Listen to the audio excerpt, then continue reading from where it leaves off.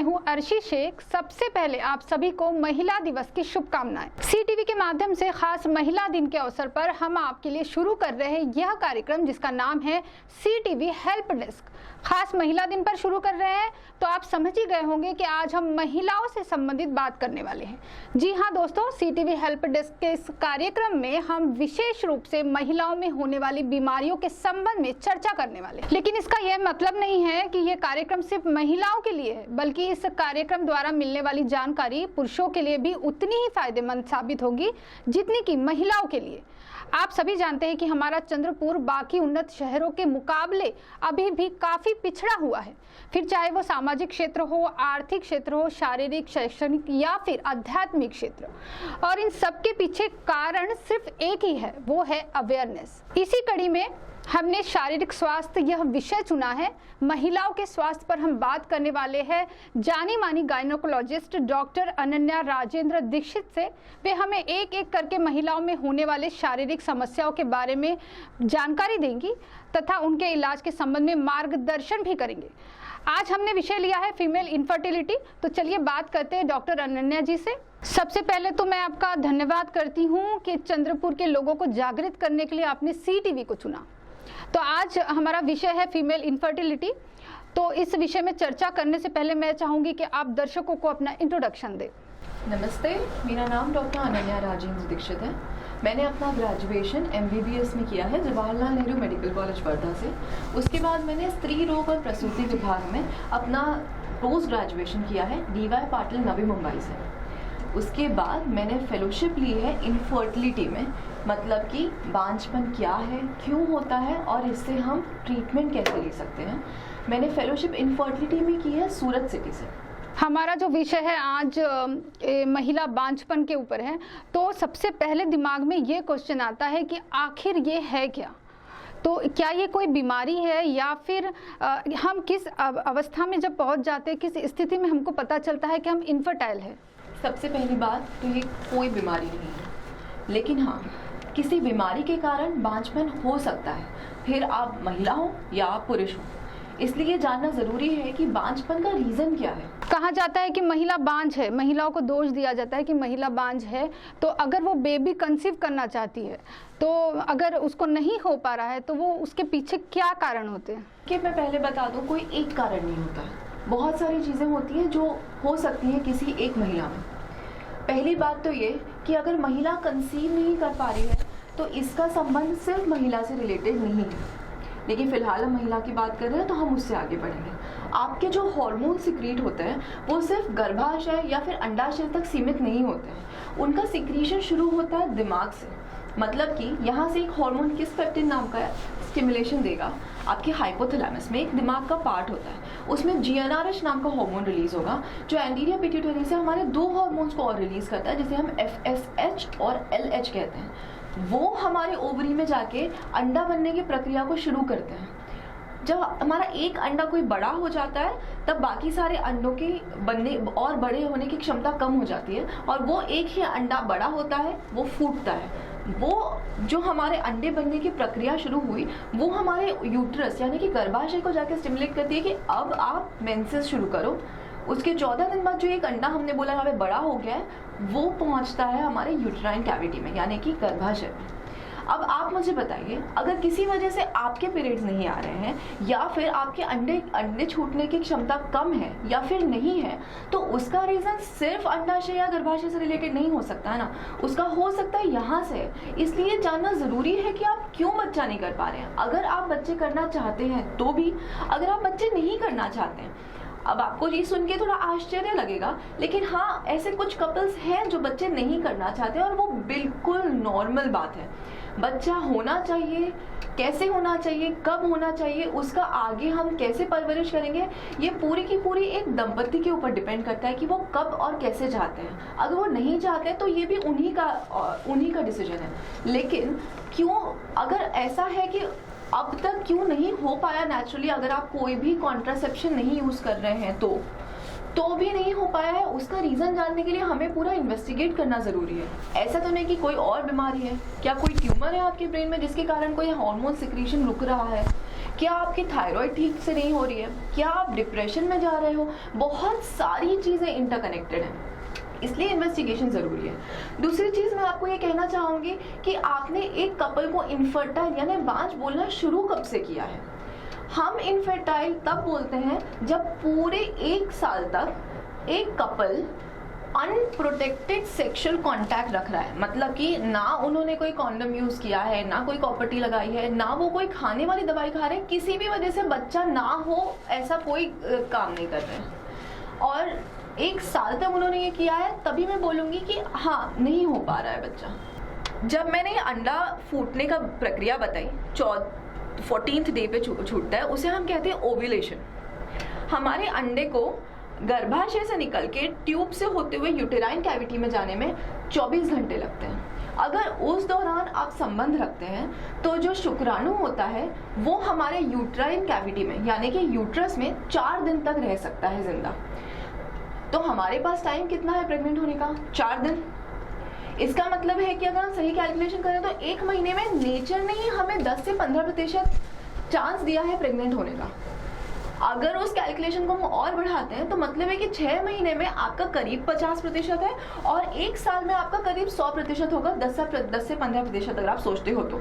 मतलब ये है कि अगर 100 कपल वहाँ पे हैं जिन्होंने कोई कॉन्ट्रासेप्शन नहीं यूज़ किया है, जो रेगुलरली सेक्सुअल कॉन्टैक्ट रख रहे हैं और जिनका सब कुछ नॉर्मल है, ना पत्नी में किसी तरीके की कोई तकलीफ है, ना कोई हार्मोन्स की तकलीफ है, ना पति में कोई तरीके की तकलीफ है, तो उन 100 में से भी सिर्फ 10 या 15 ही प्रेग्नेंट हो पाएंगे and it is absolutely normal. तो बिफोर मैं आपको बोलूं कि आप इनफर्टाइल हो, मैं चाहती हूँ कि आप पहले अपना पूरा ट्रायल पीरियड कर लो।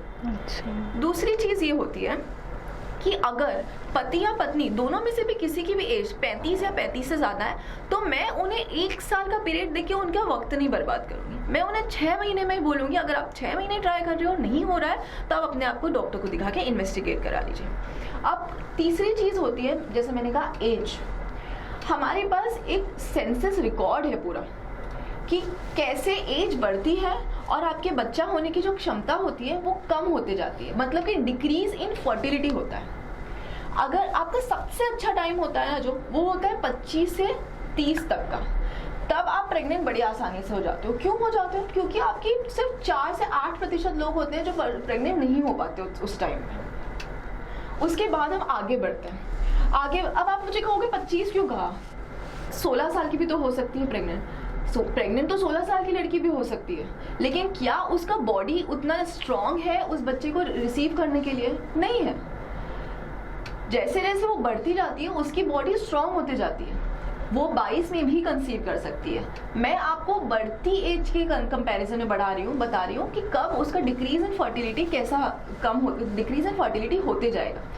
25 से 30 तक के उसमें उसका सिर्फ 4 से 8% चांसेस होंगे कि वो नहीं कंसीव कर पाए, less than 10 which is very less. दूसरा होता है 30 से 34 साल की उम्र। 30 से 34 साल की उम्र में आपका थोड़ा इनफर्टाइल होने का चांसेस यानी कि फर्टिलिटी कम होगी आपकी 15 से 20%। आप और ऊपर की एज में चले जाते हैं तो 35 से 40 होता है। उस वक्त आपकी 26 to 46 यानी कि करीबन 50% समझ लो मोटे मोटे तौर पे। अगर आपकी उम्र 40 से 45 है तो मान लो 95% आपके चांसेस है कि आप प्रेग्नेंट ना हो पाओ। अब आप मुझे कह रहे हो कि अगर 95% चांसेस है ना होने के प्रेग्नेंट, 5% होने के भी तो हैं। अगर 50% चांसेस है ना होने के तो 50% होने के भी तो हैं। ज़रूर आप ज़रूर होगे प्रेग्नेंट, 50% औरतें ज़रूर प्रेग्नेंट होंगी, लेकिन उनके मिसकैरेज के रेट भी उतने ही बढ़ते जाएंगे, मतलब कि अबॉर्शन हो सकता है। तो अगर वो 50% जो प्रेग्नेंट होगी, मैं उन्हें एक्सटर्नल सपोर्ट दूंगी प्रेगनेंसी का, जिससे उनकी प्रेगनेंसी सेफली चले। इसलिए अगर कोई बड़ी उम्र की महिला प्रेग्नेंट हो जाती है नेचुरली, तो भी उसको अपने रेगुलर चेकअप कराने ज़रूरी है। पहली बात, वो हाई रिस्क है अबॉर्शन के लिए। इसलिए अब तीसरा मैंने आपको कहा था वो है स्ट्रक्चरल एब्नॉर्मलिटी। हमारे गुप्तांग होते हैं जो बाहर से दिखते हैं, उन्हें कहते हैं बाह्य गुप्तांग। जो अंदर से दिखते हैं, जो हमें नहीं दिखते, जो अंदर होते हैं, जिसको देखने के लिए मुझे कोई इन्वेस्टिगेशन करनी होती है, जैसे समझ लो सोनोग्राफी की है, या फिर समझ लो मैंने हिस्ट्रोसाल्पिंगोग्राफी की, या कोई भी तरीके की इन्वेस्टिगेशन अंदर क्या गड़बड़ है ये देखने के लिए हम करते हैं, उसे कहते हैं हम अंदरूनी गुप्तंग। मैं आपको डायग्राम बताती हूँ।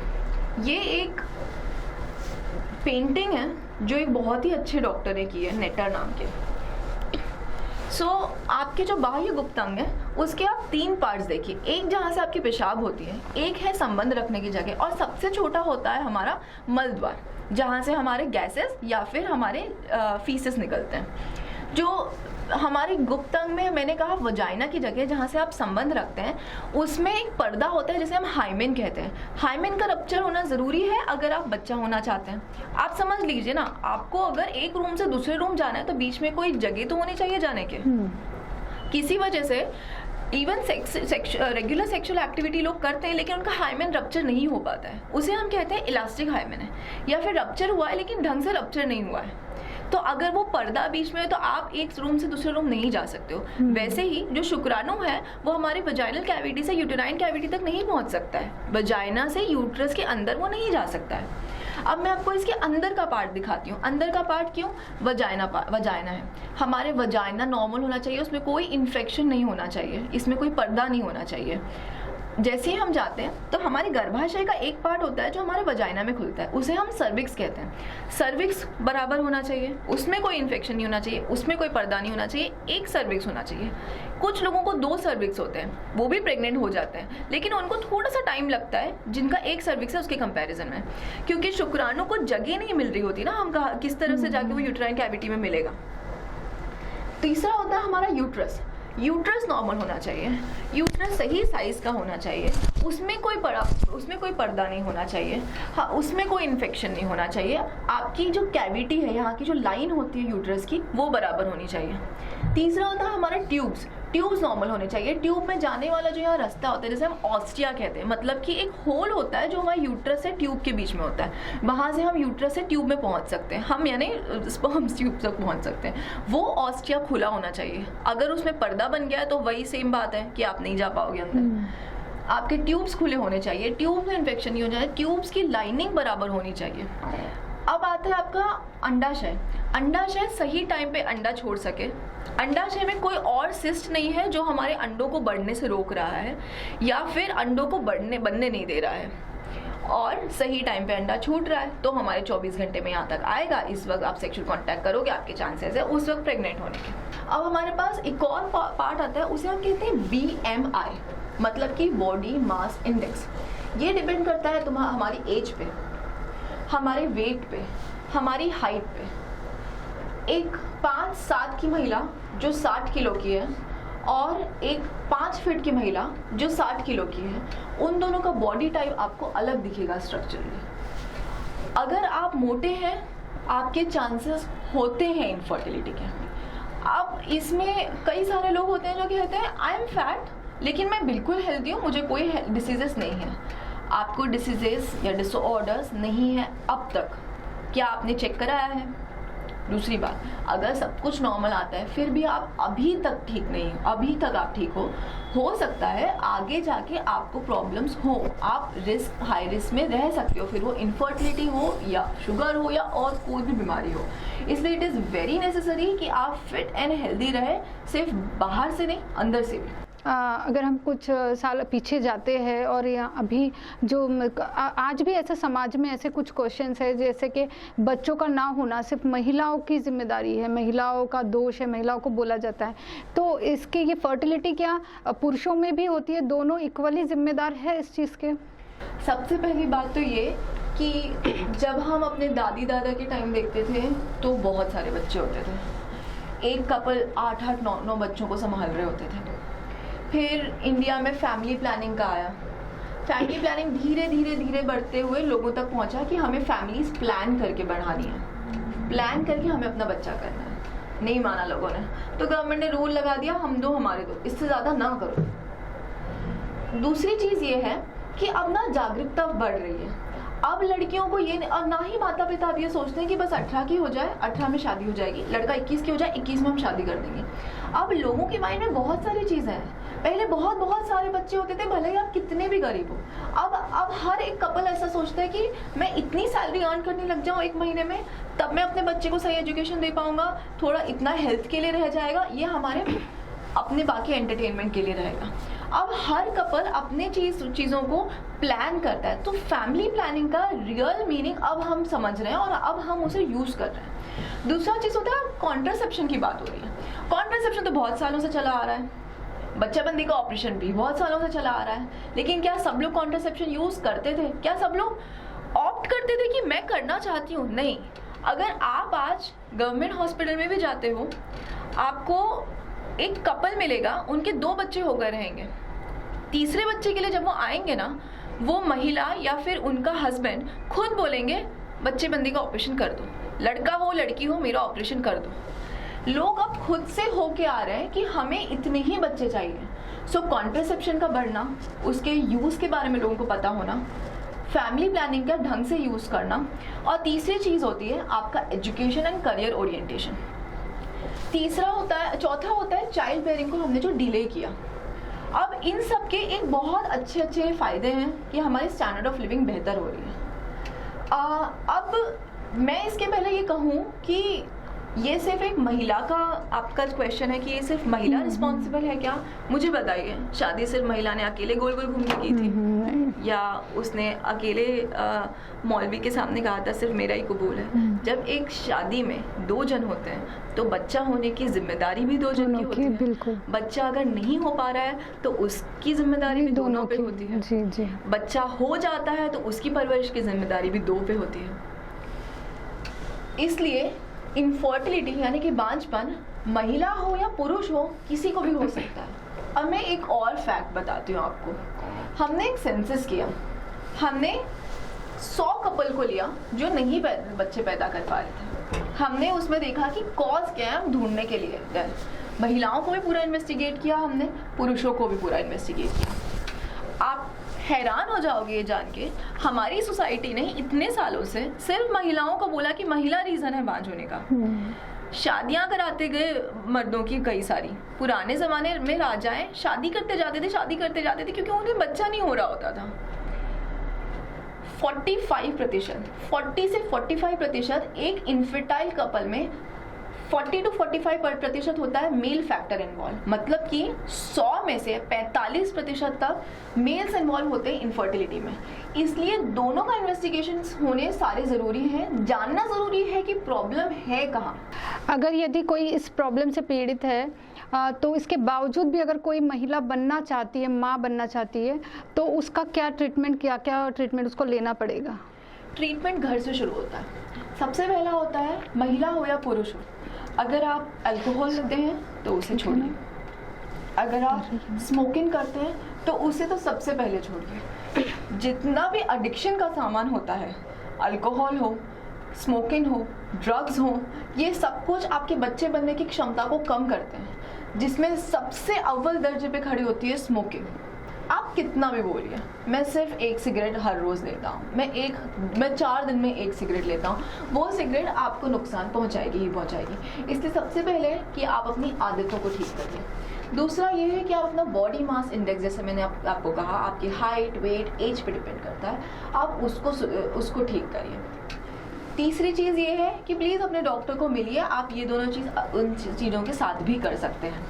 अगर आपको पता है कि आपको कोई बीमारी है, जैसे कि पीसीओ एक बहुत ही कॉमन बीमारी 80% महिलाओं को होती हैं। अगर आपको पता है कि आपको पॉलीसिस्टिक ओवेरियन सिंड्रोम है, तो आप डॉक्टर को पहले मिल लीजिए। उस समय तक का वेट मत करिए कि पीरियड्स रेगुलर आ रहे हैं तो चलते रहने दो। आप प्लान करिए अपनी प्रेगनेंसी पूरी। अगर आपको पीसीओ है, अगर आपको एंडोमेट्रियोसिस है, अगर आपको कोई भी ऐसी डिसीज है जो आपको पता है, थायराइड भी है अगर, तो भी। अब आप पूछेंगे कि थायराइड क्यों, थायराइड तो इतने ऊपर। ये सारे हार्मोन्स आपस में कनेक्टेड होते हैं, इन सब का काम आपस में कनेक्टेड होता है। हार्मोन्स का काम ही होता है कि हमारी बॉडी को अच्छी तरीके से हमारी गाड़ी चलती रहे। अगर कोई भी एक हार्मोन ढंग से काम नहीं करता है तो पूरी गाड़ी कहीं ना कहीं से हिलना, रुकना शुरू कर देगी। इसलिए हार्मोन्स का सही होना ज़रूरी है। ये हार्मोन्स बहुत महंगी जांच होती है। कई सारे पेशेंट्स आते हैं जांच के लिए और जब उनको मैं रसीद लिख के दूँ तो उसके बाद वो वापस आना पसंद नहीं करते हैं, क्योंकि उन्हें लगता है 1000 की पर्ची तो यूं ही फाड़ दी। पर आप इस इन्वेस्टिगेशन को आज करो या 10 साल बाद करो, आपको उतनी पर्ची फाड़नी होगी, इसलिए कतराइए मत। अगर आप जानना चाहते हैं कि तकलीफ कहाँ है तो फिर पूरी ढंग से जानिए तकलीफ कहाँ है। आप खामखा अगर अपना वक्त बर्बाद करते रहेंगे तो मैंने कहा है कि आपका एज भी एक फैक्टर होता है। अब इसका ट्रीटमेंट कहाँ से शुरू होता है? पहले तो मैं देखूंगी कि आपका, जैसे मैंने कहा कि स्ट्रक्चरल कोई एबनॉर्मलिटी है क्या, यूट्रस में, अंडाशय में, ट्यूब में, पुरुष के शुक्राणु में, इन सबको मैं इन्वेस्टिगेट करूंगी। मैं देखूंगी आपके पीरियड्स कैसे हैं, क्या अंडा ढंग से बन रहा है, अंडा फूट रहा है, और उस हिसाब से मैं आपकी प्रक्रिया शुरू करूंगी आपको प्रेग्नेंट करने की। अब इसमें ना डिपेंड करता है, अगर आप मेरे पास आते हैं at the elderly age of 40-43 और आप कहते हैं कि हमें बच्चा नहीं हो पा रहा है, या फिर कई सारे हमारे पास माएँ होती हैं जिनका पहला बच्चा होता है लेकिन उसकी किसी वजह से मृत्यु हो जाती है और अब उन्हें दूसरा चाहिए होता है, तो मैं उन्हें पहले तो ये चीज़ समझाऊंगी कि अगर आपकी एज बहुत ज़्यादा है तो आप एक ना लिमिटेड नंबर ऑफ एग्स के साथ पैदा होते हो, और फिर वो एग्स जैसे आप प्यूबर्टी अटेन करते हो तो हर महीने एक एक एग छूटते जाता है। जैसे आपके पीरियड्स होते हैं, हर पीरियड्स में आपकी एक एक ओवरी एग्स को यूज़ करती जाती है, क्योंकि नेचर आपको हर महीने 10% से 15% चांस देता है कि आप प्रेग्नेंट हो सकते हैं। तो पहले मैं आपको ये बताना चाहूँगी कि बच्चा होने का सिर्फ एक तरीका नहीं है कि वो आपका अंडा हो और आपके हस्बैंड का शुक्राणु हो, उसके कई सारे तरीके हैं। एक ये कि एक है आपका अंडा है और आपके हस्बैंड का शुक्राणु है। दूसरा ये कि आप में से किसी एक के उसमें प्रॉब्लम है तो मैं बाहर से ले सकती हूँ, जैसे मैंने कहा एज अगर फैक्टर है, या फिर हस्बैंड के स्पर्म काउंट ठीक नहीं है, या फिर खराब स्पर्म्स हैं, तो मैं किसी और को प्रेफर करूँगी तब। या तो आप बताएं कि आपको किसका स्पर्म लेना है, कोई अगर आपके फैमिली में कोई है जो डोनेट करना चाहता है, या फिर आप अपने डॉक्टर से कंसल्ट कीजिए कि हमें किसका लेना चाहिए, तो हम पूरी जेनेटिकली जांच करके आपको बता सकते हैं कि किसका आप ले सकते हैं। तीसरी चीज़ ये होती है कि एक है कि आपका अंडा ठीक नहीं था तो हमने किसी और का अंडा लिया और हस्बैंड का हमने स्पर्म लिया, या फिर आपका अंडा ठीक था लेकिन हमने स्पर्म हस्बैंड का बाहर से लिया। चौथी है कि आप दोनों का सब कुछ भी ठीक नहीं है, हम पूरा एम्ब्रियो ही बाहर से बना के ले रहे हैं, या फिर सब कुछ ठीक है लेकिन किसी वजह से जो आपका अंडा है बन रहा है वो अटैच नहीं हो रहा है, वो मिसकैरेज हो जाता है। अटैच अगर होता भी है तो मतलब कि समय से पहले मिसकैरेज होते जा रहा है। देखो ना, दो चीज़ होती हैं, एक ये कि आप प्रेग्नेंट हो रहे हो लेकिन मिसकैरेज हो जा रहा है, दूसरी होती है आप प्रेग्नेंट हो रहे हो, वो प्रेगनेंसी आगे बढ़ रही है और वो लाइव बर्थ में तब्दील हो रही है। उस लाइव बर्थ में तब्दील हो, कुछ क्यों है कपल्स जिनका लाइव बर्थ हो पाता है और कुछ क्यों है कपल्स जिनका मिसकैरेज हो पाता है, एज भी बराबर है, सब कुछ बराबर है, फिर भी हो सकता है कि शायद अंडे में प्रॉब्लम हो। ये प्रॉब्लम जानने के लिए हम और इन्वेस्टिगेशंस करते हैं, एंड्रोलॉजी, एम्ब्रियोलॉजी, ये सब हमारे पास कुछ डॉक्टर्स या फिर कुछ एम्ब्रियोलॉजिस्ट होते हैं जो डॉक्टर नहीं होते लेकिन उन्होंने उसकी पढ़ाई की होती है और वो हमारे साथ हमारे लैब में काम कर रहे होते हैं, तो वो आपके अंडे को पूरी तरीके से पढ़ते हैं, देखते हैं वो कहाँ कैसे बढ़ रहा है, किस स्टेज में जाके रुक जा रहा है और फिर अबॉर्शन हो जा रहा है। वैसे ही एक टेस्ट होता है हमारे पास PGD, प्री जेस्टेशनल डायग्नोसिस। अगर मुझे पता है कि मेरी फैमिली में सिकल सेल है पर मेरे हस्बैंड की फैमिली में नहीं है, तो मतलब हम दोनों में अगर चांसेस है कुछ में कि सिकल सेल हो तो कुछ में चांसेस है ना भी हो, मैं PGD करके उस एलिमिनेट कर सकती हूँ उस डिसीज़ को। मतलब कि मैं एक हेल्दी ऐसा वाला एग चूज़ करूँगी, ऐसा वाला एम्ब्रियो चूज़ करूँगी, rather not just egg, embryo यानी कि जिसमें एग और स्पर्म का बन के जो एक फर्टिलाइज हो जाता है उसे हम कहते हैं एम्ब्रियो। मैं वो एम्ब्रियो चूज़ करूँगी जिसमें सिकल सेल ना हो, उसे हम PGD कहते हैं। ये हर जगह नहीं होता है, इसके कॉस्ट ज़्यादा होती है क्योंकि इसमें बहुत सारी चीज़ों का यूज़ करना पड़ता है हमें, और फिर भी 100% एलिमिनेशन किसी चीज़ का हम नहीं कर सकते हैं, हर चीज़ का कुछ % चांस होता है। अब एक और चीज़ है, कुछ कपल्स आते हैं वो कहते हैं कि मेरा तो सब कुछ अच्छा है, मेरी तो एज भी बराबर है, मेरा BMI अच्छा है, मेरी जेनेटिक्स भी में भी ऐसा कुछ नहीं है, तो मैं क्यों नहीं हो रही हूँ प्रेग्नेंट। तो मैं बताना चाहूँगी कि 10% होता है अनएक्सप्लेन्ड इनफर्टिलिटी। सब कुछ अच्छा होने के बाद भी हमें नहीं समझ रहा है। क्यों नहीं समझ रहा है? क्योंकि हमारे पास इन्वेस्टिगेट करने के लिए अभी तक उतना एडवांसमेंट्स नहीं आए हैं कि हम ढूंढ पाए कि किस लेवल में प्रॉब्लम हो रही है। इसलिए हम उसे अनएक्सप्लेन हम टर्म देते हैं। 10% अनएक्सप्लेन इनफर्टिलिटी के भी होते हैं। एक बहुत इंपॉर्टेंट चीज़ मैं आपको बताना चाहूँगी, वो है जेनेटिक्स। जेनेटिक्स का मतलब होता है, हमने एक पेडिग्री चार्टिंग किया, ठीक है। पेडिग्री चार्टिंग मतलब मैं, मेरी मम्मी पापा, मेरी मम्मी की बहनें, बहनों के बच्चे, मेरी मम्मी की मम्मी, उनकी बहनें, उनके बच्चे, मेरे पापा के साइड में पापा की बहनें, उनके बच्चे, मेरी दादी, उनकी बहनें और उनके बच्चे। हमने इन सब का ना एक रेशियो निकाला, एवरेज निकाला। मैंने देखा कि 45 to 55 ईयर्स होती है मेनोपॉज यानी कि पीरियड्स बंद हो जाने की, जिसमें से इंडिया का एवरेज एज होता है 52 ईयर्स करीबन। मेरे फैमिली में अगर 43 ईयर्स निकल रहा है एवरेज, कि करीब 40-43 में पीरियड्स बंद हो जाते हैं, तो मतलब मुझे अपनी प्रेगनेंसी भी तो जल्दी प्लान करनी है ना। मैं एट द एज ऑफ 40 फिर मैं नहीं एक्सपेक्ट कर पाऊंगी कि मुझे नहीं हो रहे हैं पीरियड्स। इसलिए आपका मेनोपॉज आ गया है, एक चीज़ जानने के लिए एक तो होता है कि आपको खुद को अपनी जेनेटिक हिस्ट्री पता है, दूसरा क्या ये सचमुच मेनोपॉज है या कोई हार्मोनल इम्बैलेंस के कारण आपके पीरियड्स नहीं आ रहे, ये जानना ज़रूरी है। इसलिए गेट योरसेल्फ टेस्टेड। ये हो गया ट्रीटमेंट के बारे में। लेकिन जैसे कि कहा जाता है कि कोई भी बीमारी अकेले नहीं आती, जैसे कि बीपी है तो उसमें हार्ट अटैक वगैरह की समस्या आती है, तो इसमें इस समस्या बांझपन से जो पीड़ित महिला है तो उनको आगे चल के जब उनकी उम्र बढ़ती है, उम्र के साथ साथ, तो जैसे कोई बड़ी बीमारी जैसे कि कैंसर वगैरह हो सकता है। ओके, सो ये एक बहुत ही ब्रॉड चीज़ है। पहली बात तो ये, कैंसर जिनको होता है उनमें भी थोड़ा इनफर्टिलिटी का प्रॉब्लम हो सकता है। डिपेंड करता है कौन से टाइप का कैंसर है, कहाँ का कैंसर है। अगर मेरा ओवरी का कैंसर है तो मुझे जाहिर सी बात है कि मेरे बच्चे बनने में प्रॉब्लम होगी।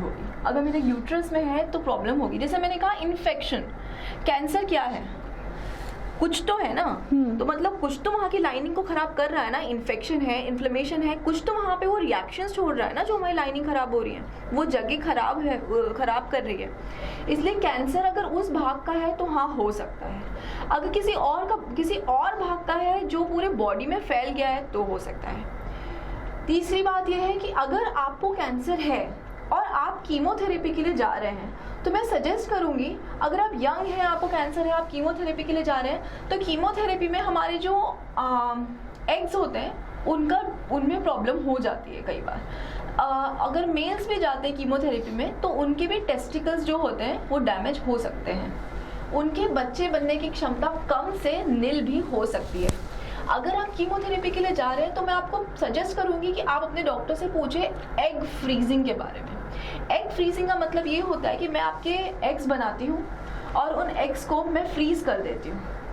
उन फ्रोजन एग्स को हम तब यूज करेंगे जब आप चाहती हैं बच्चा हो। ये सिर्फ कैंसर पेशेंट्स के तक सीमित नहीं है egg freezing. Egg freezing cancer हो, आपकी एज बढ़ रही हो, या फिर आप अपनी फर्टिलिटी डिले करना चाहते हो। हमारे पास कई सारे कपल्स आते हैं जो कहते हैं कि हमारा हो नहीं पा रहा है बेबी, पर अब हमारी ग्रोइंग एज हो रही है और हम इसके पहले रिस्क लें, हम चाहते हैं कि हम एक सिक्योर कर लें। सो वो अपने एग्स को फ्रीज करवा लेते हैं।